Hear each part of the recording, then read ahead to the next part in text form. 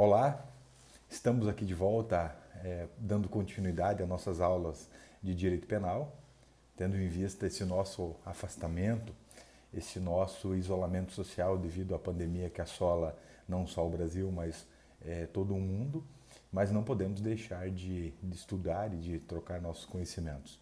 Então, dando sequência hoje, não só a aula aos alunos da Unicesumar, cuja instituição sou titular da cadeira de Direito Penal, mas também aqueles que me acompanham pelas redes sociais. Então, seguindo uma sequência lógica, hoje nós iremos tratar sobre a pena de multa. Nós tratamos nas aulas passadas sobre a pena privativa de liberdade, as penas restritivas de direitos, e agora nós trabalhamos especificamente a pena de multa, que tem sua previsão expressa no artigo 49 e seguintes do Código Penal brasileiro. Então começamos com uma simples leitura, né, que os senhores podem acompanhar aí com o seu Código Penal, do artigo 49, que diz: a pena de multa consiste no pagamento ao fundo penitenciário da quantia fixada na sentença e calculada em dias multas.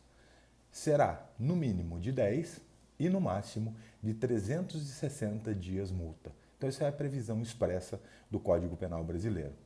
Então, nós estamos aqui estudando nessa sequência de aulas o que nós temos apontado como uma falência do Instituto da Pena de Prisão, atendendo inclusive os anseios da penologia e da atual política criminal. O legislador, principalmente através da reforma de 1984, adotou medidas alternativas para as penas de prisão de curta duração. Então, revitalizou-se o que já havia surgido no sistema penal brasileiro desde o Código do Império de 1830, adotando novamente com a reforma de 84 o sistema conhecido dias multas. Essa criação, apesar de alguma divergência na própria doutrina brasileira, que aponta como origem nórdica o sistema dias multa, na verdade é um sistema típico de criação do direito brasileiro. No Brasil, como todos sabem, o legislador adotou a classificação das penas da seguinte forma: primeiro, penas privativas de liberdade; segundo, penas restritivas de direitos; e três, pena de multa. Falamos nas aulas passadas, uma parte da doutrina sustenta que, inclusive, a denominação penas restritivas de direitos não seria por demais acertada, tendo em vista que de restritivas de direitos não são todas elas. Então, o correto seria que fossem chamadas de penas alternativas. Mas seguimos nessa toada, tendo em vista a denominação dada pelo legislador brasileiro. Então, seguindo o tema e falando hoje, que a aula é um pouquinho mais curta, até porque teremos na sequência um debate para os alunos da Unicesumar no sistema próprio nosso, numa aula ao vivo, e para aqueles que acompanham aqui pelo YouTube ou pelas redes sociais, podemos continuar nosso debate através de um diálogo aí de uma outra forma, né? E me coloco à disposição para eventualmente encaminhamento de material de leitura, indicações de leituras e principalmente debate sobre o tema. A ideia aqui é que nós possamos abrir um campo maior possível para a discussão do direito penal brasileiro. Então, como havia mencionado, né, salvo raras exceções, o valor das multas não estão previstos na parte especial do Código Penal. Então, uma característica que foi adotada no Código Penal brasileiro, principalmente após a reforma, é que não há mais fixação de valores determinados nos tipos penais. As multas são designadas de forma genérica para um capítulo próprio do Código Penal, ao qual nós passamos a estudar agora, numa temática a partir do artigo 49 do Código Penal. Alguns artigos ainda de legislação esparsa e alguns artigos específicos ainda trazem em seu corpo a determinação do quantum da pena de multa, mas são algumas exceções raras e geram inclusive uma discussão doutrinária interessante, até porque não estão fixados em valores atuais, valores de real. Então há uma discussão doutrinária, alguns entendendo que há necessidade dessa conversão para a moeda atual e outros doutrinadores indicando que seriam aplicadas as regras gerais previstas no Código Penal brasileiro. Então a multa, no direito brasileiro, ela surge sob diversos parâmetros. Primeiro, a multa ela pode surgir como pena principal, então há delitos em que não há pena privativa de liberdade determinada, apenas a pena de multa que é estabelecida como uma pena principal. Ela pode ser aplicada também de forma isolada, alternadamente e também como pena substitutiva da pena privativa de liberdade. Foi o que tratamos nas aulas anteriores. Então o juiz ele fixa a pena privativa de liberdade e estando dentro dos requisitos legais, principalmente que a pena não ultrapasse 4 anos para os crimes dolosos e não havendo limite para os crimes culposos, e desde que o condenado atenda aos requisitos objetivos e subjetivos, portanto, aplicada a pena alternativa. E dentre essas penas alternativas, a pena de multa é uma dessas opções. Além disso, ela também pode ser aplicada sozinha, como dissemos, e também ou em conjunto com outra pena restritiva de direitos, independentemente da sua combinação na parte especial do Código Penal. Mas aí estamos falando em pena alternativa, e aí seria aplicado, por exemplo, para casos com pena superior a 1 ano, uma pena restritiva de direitos, ou 2 restritivas de direitos, ou uma pena restritiva de direitos mais a pena de multa. Isso já foi discutido nas aulas anteriores e faço expressa menção que os senhores assistam os vídeos anteriores aí disponíveis na rede social. Até para que não prolonguemos esse assunto e já foi muito bem retratado nas aulas passadas. Então, ficou muito evidente a intenção do legislador e a doutrina muito clara nesse sentido e a jurisprudência, que a multa ela deve ser ajustada de acordo com a gravidade do delito e principalmente de acordo com a situação econômica do delinquente. Ela tem um hiato muito grande entre o mínimo e o máximo desta pena de multa, tendo em vista que nós sabemos a realidade brasileira, infelizmente, a grande massa carcerária brasileira, a grande massa de pessoas que respondem em processos criminais são pessoas de baixa renda. Então, portanto, existe uma larga possibilidade de o juiz aplicar desde lá uma pena de multa de um terço do salário mínimo vigente até uma quantidade bem alta de pena de multa. Nós vamos demonstrar isso aqui na sequência e seu caminho legal que permite ao juiz identificar isso. Mas basicamente a pena de multa ela deve atender à gravidade do delito e principalmente à situação econômica do condenado. Então cabe ao juiz na fase de instrução, né, e ao Ministério Público principalmente, né, como titular da ação penal, investigar as condições financeiras do autor do crime, inclusive buscando informações, né, sobre a sua condição, inclusive pedindo informações por fisco, Receita Estadual ou Receita Federal, para saber realmente a realidade financeira daquele que responde o processo criminal. Então, se não houver elementos que denotem, que demonstrem uma condição financeira propícia do autor ou do delinquente, né, o autor do fato, o juiz deve, em todas as hipóteses, aplicar o mínimo possível, porque cabe ao Ministério Público a busca desse elemento para que o juiz possa dosar de forma mais adequada a pena de multa, aplicando a pena de multa de forma diferenciada e dosando de acordo com o caso concreto e principalmente distinguindo as condições pessoais de cada um dos condenados. E pensando nisso, né, o dia multa ele é calculado pela média que o autor do crime ofere com um dia de trabalho, ou seja, somando todas as suas receitas. Então um dia multa seria fixado quais são as receitas daquele condenado durante um dia. Né, e obviamente buscando uma situação de realidade. Mas infelizmente nós percebemos pela maioria das ações penais e pela experiência que tem no campo que grande parte das ações e condenações, a fixação sempre é no mínimo porque não há uma preocupação do titular da ação penal nesta investigação econômica do condenado. E geralmente essas penas de multa são fixadas realmente num valor pequeno e dificilmente há até um interesse do próprio ente estatal da cobrança destas multas. E aí nós veremos na sequência qual o procedimento para cobrança em caso de não pagamento voluntário. Só que ficou bem claro que a pena de multa, ela não pode, no caso concreto, ser inferior ao salário mínimo nacional, né? Então esse dia multa ele é calculado, né, especificamente com a Receita, oferida de um dia, mas o limite mínimo de consideração desse dia é uma divisão que não pode ser inferior ao salário mínimo nacional vigente, e que mostra-se uma incongruência, né?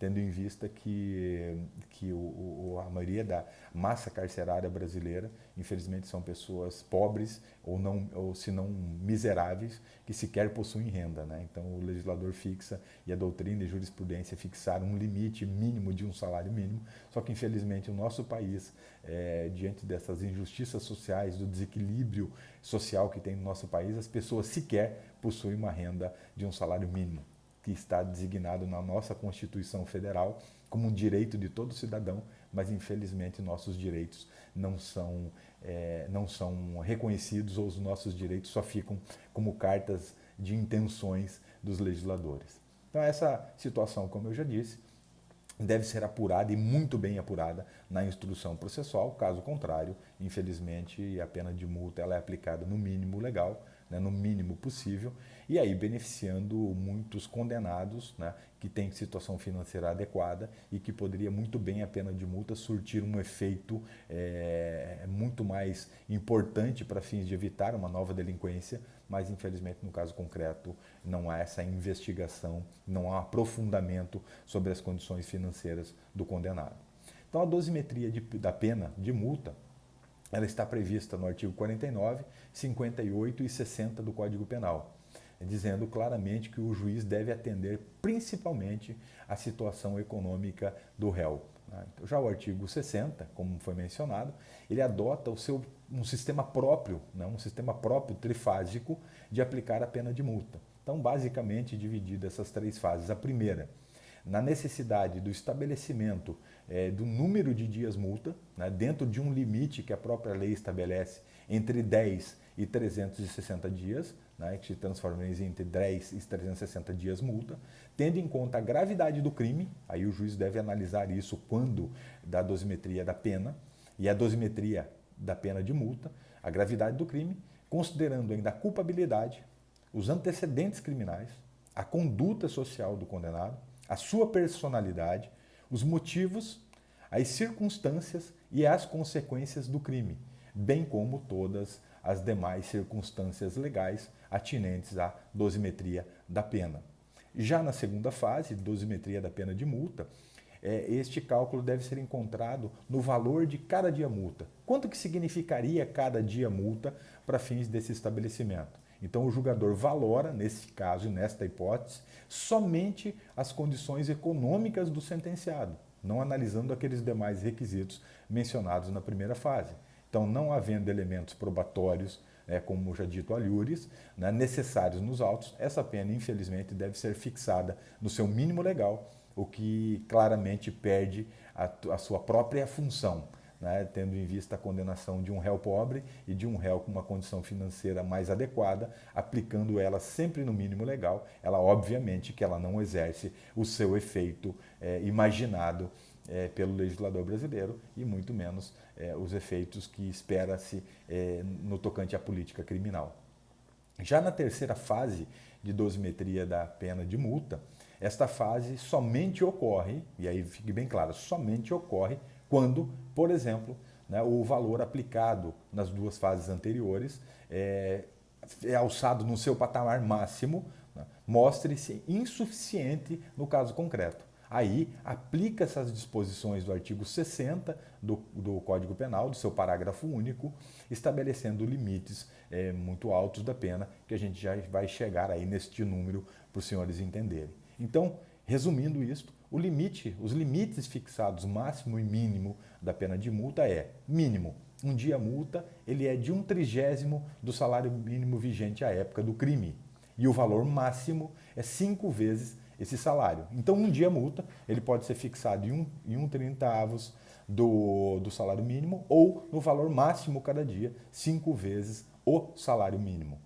Já o limite de dias multas também tem um mínimo e um máximo, então ele pode ser no mínimo de 10 dias e no máximo de 360 dias para a fixação da quantidade e multiplicado daí pelo valor do dia multa. Então, resumindo, o menor valor do dia multa representará, na pior das hipóteses, 1/3 do salário mínimo.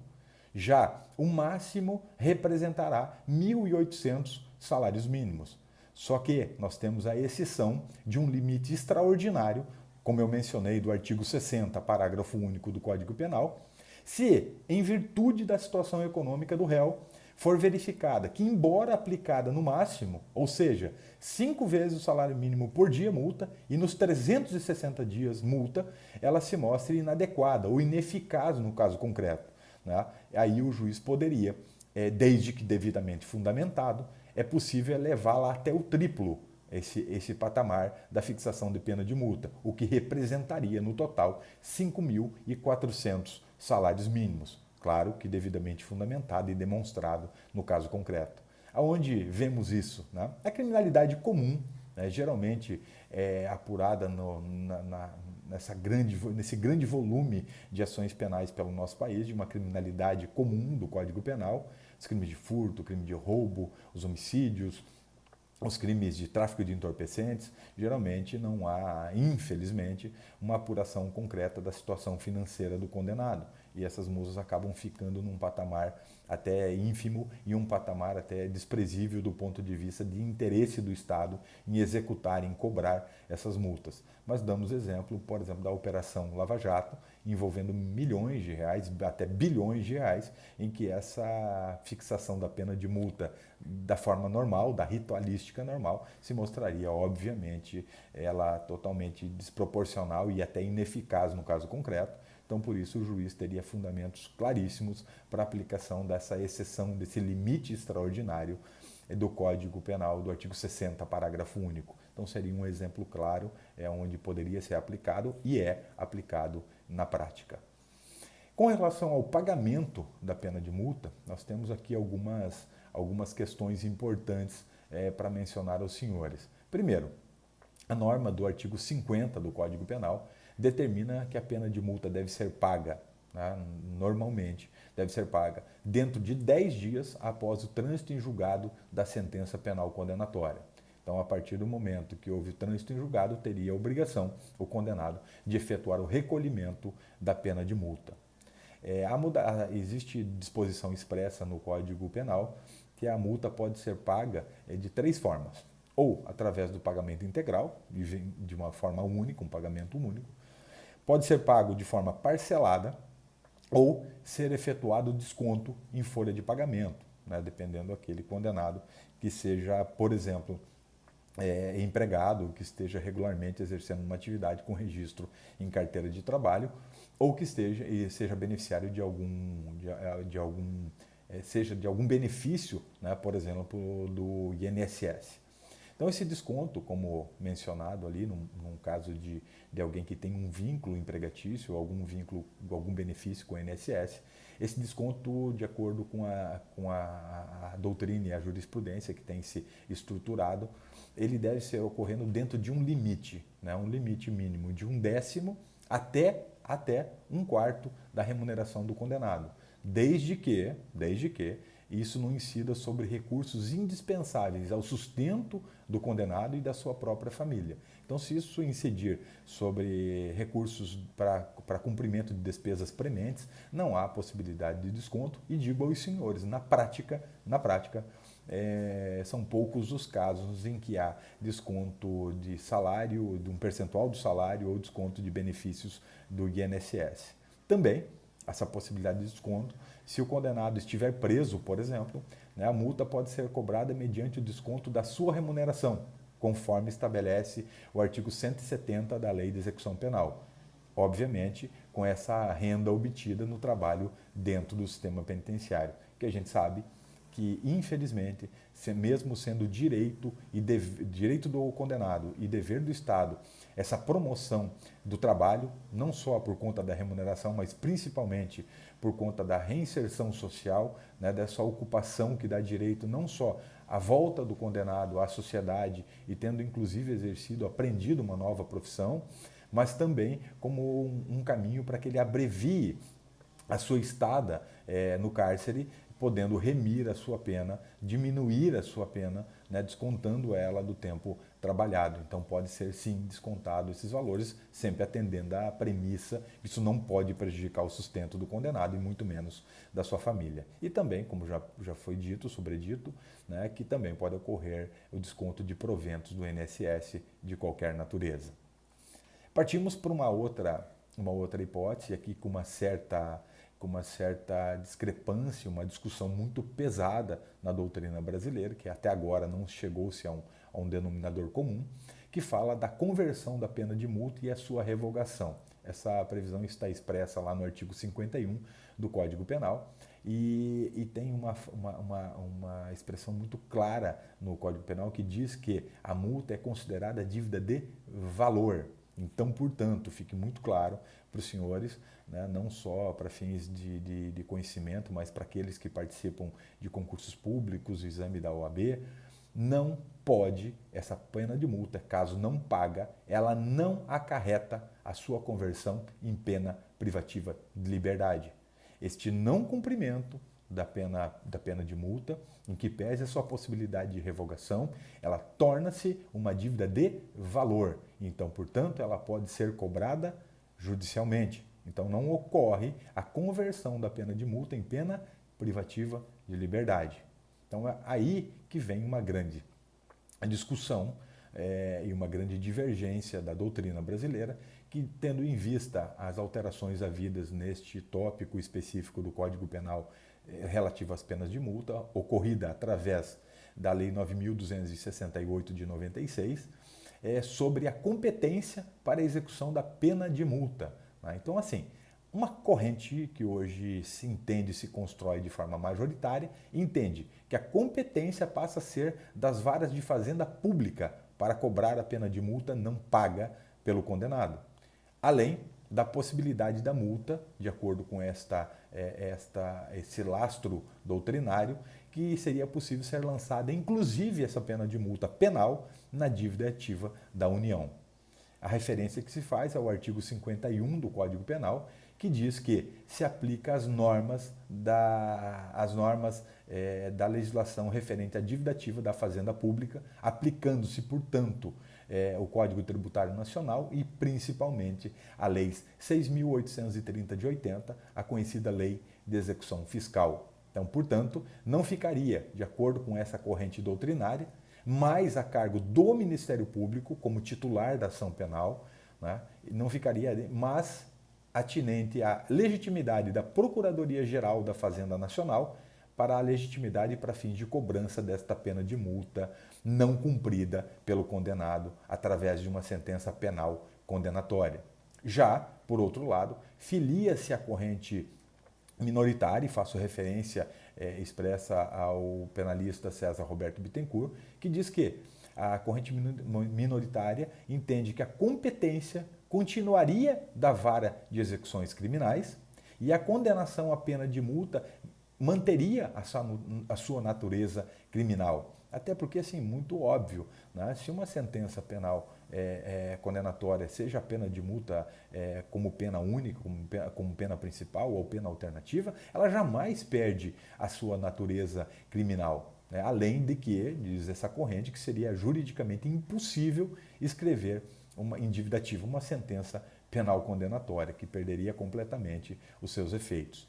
Nesta linha doutrinária, sustenta-se que a legitimidade para a execução da pena de multa continuaria sendo do Ministério Público, tendo em vista o assento criminal desta condenação e o assento no próprio juízo criminal, mas daí já no juízo da execução penal, não no juízo que proferiu a condenação.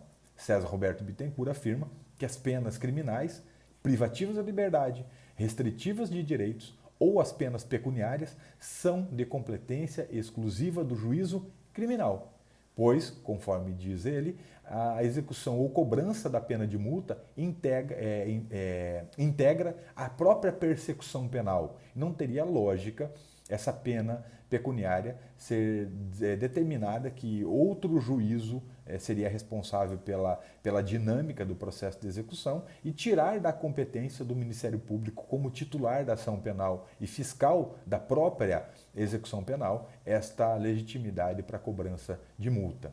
Então fica essa grande discussão doutrinária. A majoritária entende que é possível sim esse encaminhamento da cobrança para as varas de fazenda pública, mas tecnicamente eu me filio à corrente minoritária, pois a pena de multa não perde a sua natureza criminal. E essa discussão vai longe e recomendo aos senhores uma lida profunda na doutrina, tanto a favorável quanto a desfavorável a este posicionamento e principalmente uma leitura da jurisprudência para fins de situar o seu posicionamento jurídico.